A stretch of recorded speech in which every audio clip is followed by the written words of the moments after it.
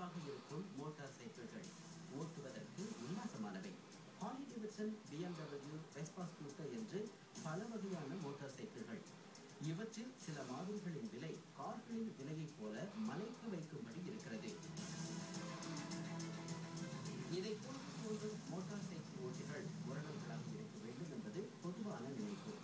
முரடர்கள் நிறைந்த motor cycle குழுவில் சேர்ந்து பந்தயத்தில் கலந்து கொள்வது, வெட்டிக்கதை பேசுவது என்று இருந்தவர்களில் ஒருவர் குமார். இளம் குறிப்பில் அவர் வேண்டாத குழுக்களில் சேர்ந்து பெற்றோருக்கு கவலையை ஏற்படுத்தினார்.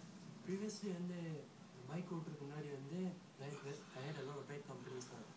ஸோ வீட்லேயும் வந்து அவங்க கூட மீட் பண்ணுறத கூட விட மாட்டாங்க. ஸோ அதுக்கப்புறம் வந்து இந்த ரைடிங்க்கு வந்து டீம் ஈகலில் வரப்போ வந்து டீம் ஈகல்லே எனக்கு ஒரு 4 years இருந்தேன். ஸோ டீம் ஈகலுக்கு வந்ததுக்கப்புறம் வந்து வீட்லேயும் வந்து ஹாப்பியாக இருந்தாங்க. மோட்டார் சைக்கிள் கும்பல் என்றால் அவர்கள் போக்கிரிகளாகத்தான் இருக்க வேண்டும் என்ற எண்ணத்தை மாற்ற திட்டம் வகுக்கப்பட்டது. பப்ளிக் பெர்செப்ஷன் பைக்கர்ஸை பார்த்தாங்கன்னா ஒரு ஹேர் ரைடரு, ஒரு கேங்ஸ்டரு, ஒரு இந்த மாதிரி ஒரு பெர்செப்ஷன்.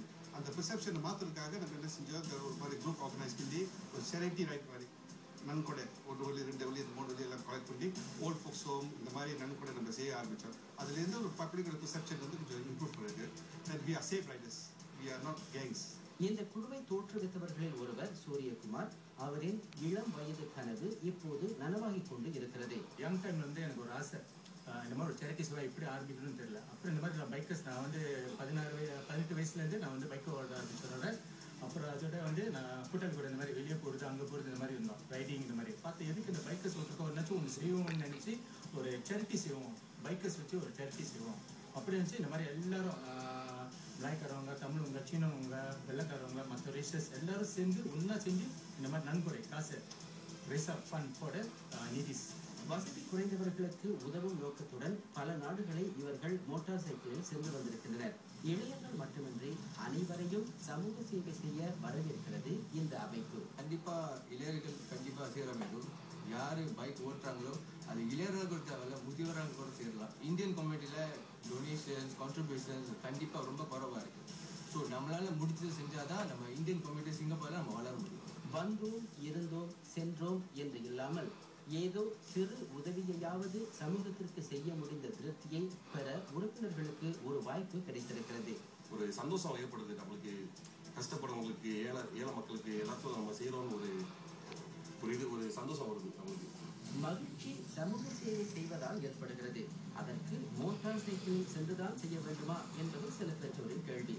பெரும்பாலான பெற்றோருக்கு அன்றும் என்றும் மோட்டார் சைக்கிள் என்றாலே பயம் ஏற்பட்டு விடுகிறது. முதல்ல நான் பைக் எடுக்கிறப்ப எனக்கு வயசு வந்து 17 வயசு 18 வயசு. நான் பைக் எடுக்க போறேன்னு சொன்னா எங்கள் அம்மா அப்பா ஆர்ப்பாட்டம் பண்ணாங்க. நீ பைக் எடுத்தாலும் மேலே இன்னைக்கு குதிச்சுருந்தா சுத்து போயிருவேன்னா எனக்கு நல்லா பயம் வந்துட்டாங்க. ஆனால் அவங்க கன்வின்ஸ் பண்ணேன். அவங்க தெரியாமே நான் வந்து பைக்கை படித்து லைசன்ஸ் எடுத்து வந்து காட்டினேன். நான் வந்து ஒரு சேஃப் ரைடரு. அம்மாவே பைக்கில் ரொம்ப கூட அழைச்சிட்டு போய் கட்டியிருக்கேன். இப்போ மோட்டர் சைக்கிள்னா நிறைய பேர் பயப்படுறாங்க எடுக்கிறதுக்கு, உயிருக்கு ஆபத்து. வீட்டில் அப்பா அம்மா எடுத்து சொன்ன கூட முதல் விஷயம் ஒத்துக்க மாட்டாங்க, வேணாம் மோட்டர் சைக்கிள் உயிருக்கு ஆபத்து. ஆனால் அது மோட்டர் சைக்கிளை வந்து நம்ம பாதுகாப்பாக ஓட்டணும்னா அது நம்மளை பாதுகாப்பாக. சில இளைஞர்கள் சொந்த முயற்சியில் முன்னேறினார்கள். இப்போது ஆகாய படையின் அதிகாரியாக வளர்ந்துள்ள யுவராஜ் சொந்தமாக தனது மோட்டார் சைக்கிள் கனவை நனவாக்கி கொண்டவர். இளைஞர்களுக்கு எல்லாருக்குமே மோட்டர் சைக்கிள் ஓட்டணும் ஒரு ஆசை தான். எனக்கும் இருந்துச்சு, எங்கள் அப்பா விடலை.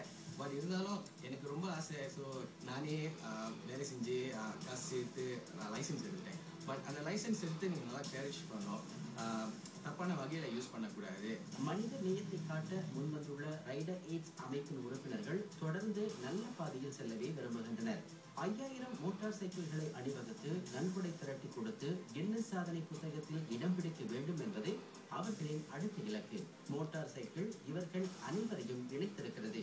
இவர்கள் அனைவருமே மோட்டார் சைக்கிள் ஓட்டுவதில் தனி ஆர்வமும் அக்கறையும் உள்ளவர்கள். மோட்டார் சைக்கிள் ஓட்டுவதில் உள்ள சுகம், சுமை, அதில் உள்ள ஆனந்தம் என்று அனைத்துமே இவர்களுக்கு தெரியும். ஒன்றாக அமர்ந்து மோட்டார் சைக்கிள் ஓட்டுவதை பற்றி அவர்கள் பகிர்ந்து கொள்ளும் அதே வேளையில் சமூகத்திற்கு ஏதாவது செய்ய வேண்டும் என்ற துடிப்பும் இவர்களுக்குள் இருக்கிறது. இவர்களின் சமூக சிந்தனையோடு தொடரும் மோட்டார் சைக்கிள் ஓட்டும் பயணம் தொடரட்டும். இது தாளம் இந்தியன் பீட்.